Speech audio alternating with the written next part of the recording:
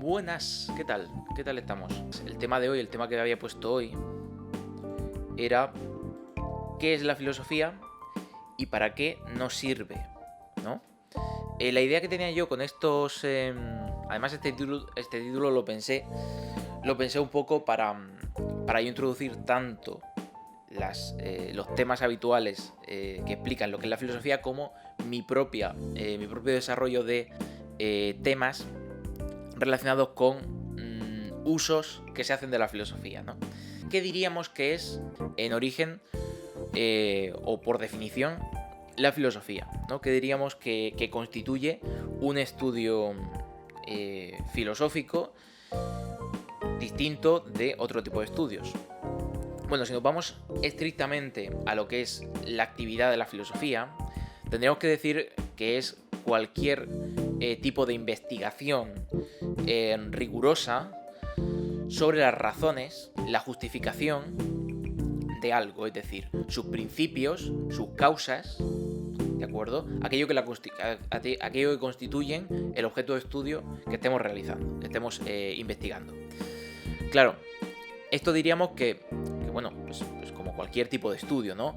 Claro, pero es que la filosofía, en su sentido más puro, es el estudio sin más de las cosas, frente al pensamiento ideológico, al pensamiento religioso, al pensamiento dogmático, ¿de acuerdo? No es una doctrina de pensamiento estricta, una opinión sin más, tampoco, sino principalmente esa capacidad que tenemos para hacernos preguntas y para investigar las cosas.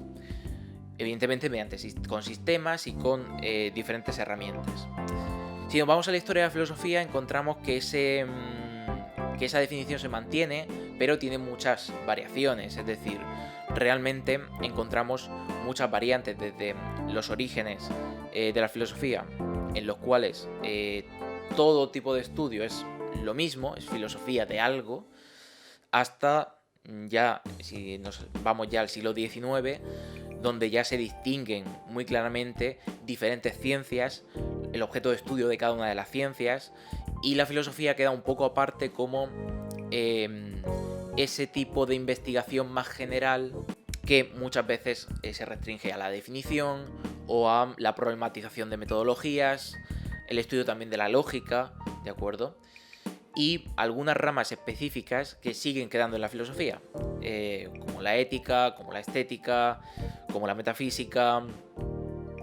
La antropología, por ejemplo, está un poco dentro y un poco fuera, cada vez más fuera. Entonces, lo que nos encontramos con que lo que diferencia a nivel más definitorio la filosofía en relación con otros tipos de saber es básicamente lo mismo que diferencia a las ciencias en general, no a las ciencias particularmente, porque las ciencias particularmente, pues en su desarrollo histórico tienen diferentes concreciones, pero la ciencia en general sí.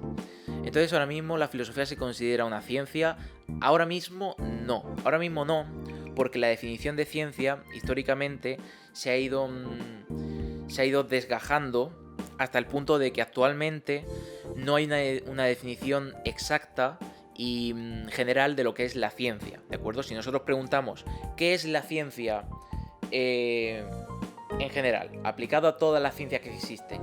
No vamos a encontrar una única definición, porque se ha desgajado esa definición en diferentes metodologías y diferentes tipos de estudio, diferentes tipos de investigación.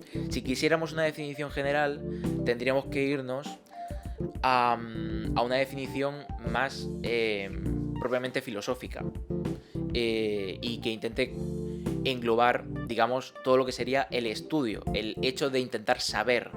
Pero claro, eso es la definición de la filosofía, es decir, intentar saber más allá de la ideología, de las creencias cotidianas, etc.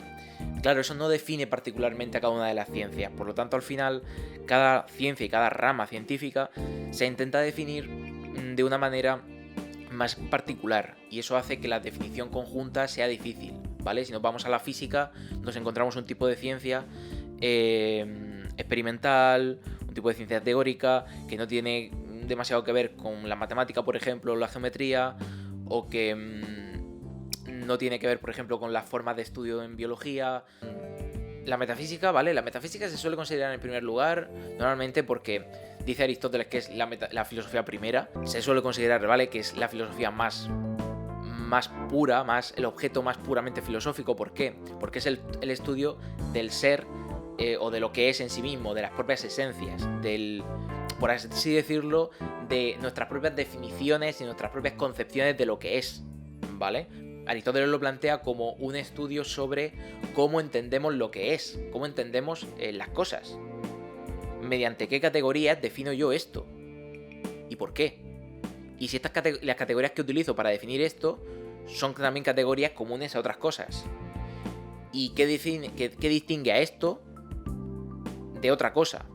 ¿Y por qué si yo le pego un martillazo a esto y le pego 50 millones de martillazos y lo hago puré y después lo fundo y construyo otra cosa, porque ya no es la misma cosa? No se trata de que yo me pregunte físicamente sobre la composición de esta cosa, sino que yo me pregunto, más allá de su composición física, ¿por qué digo que es lo que es? Pues que esto está en un espacio, existe ahora, tiene una forma, tiene un color, tiene un tamaño, tiene un peso, tiene una finalidad, esto me sirve para algo, tiene un origen, esto lo ha creado alguien, tiene una potencialidad, puedo hacer cosas con él. Hay una serie de categorías con las cuales definimos lo que es esa cosa. La lógica en general es el estudio de los discursos, ¿de acuerdo? Esto, insisto, son ramas que todavía quedan dentro de la filosofía pese al desgaje de las diferentes ciencias. De hecho, la lógica se estudia en muchísimas carreras de manera aplicada, pues a la matemática o a la informática o a lo que sea. Y luego hay una lógica más ligada al discurso y al razonamiento, a la argumentación, que se estudia en filosofía. También en psicología aparece, más dedicada a las formas de pensamiento. Y la lógica básicamente diríamos que es el estudio de los discursos. No solamente los discursos argumentales, ¿vale? Tendemos a reducir la lógica al estudio de la argumentación. Pero la lógica también estudia, por ejemplo, la retórica, ¿vale? Lo que pasa es que por tradición los estudios rigurosos de lógica se entienden más como estudio de una lógica formal centrada en la deducción, tampoco en la inducción. Entonces, claro, todo lo demás, en todo caso, se trabaja como estudios más sobre el lenguaje, sobre metodología, etcétera, etcétera. Bien, actualmente también tenemos ética y filosofía política, ¿de acuerdo? Normalmente son dos ramas que se relacionan muchísimo. La ética sería más dedicada al hábito, a los hábitos, a la forma de actuar, y la filosofía política en general a las normas de convivencia, a la forma de organización social. La ética, técnicamente, no podemos entenderla solo como el estudio del bien, por así decirlo, ¿vale? No se trata de estudiar lo bueno, tal cual, sino de analizar los hábitos, entender cómo actuamos y sobre todo cómo actuamos en un contexto específico, ¿vale? Y finalmente la estética, de la que hemos estado hablando muchísimo en este canal esta semana anterior y la otra, que es el estudio de principalmente el arte, ¿de acuerdo? Pero en general de la percepción estética, de sensaciones como la belleza, como lo sublime, etc.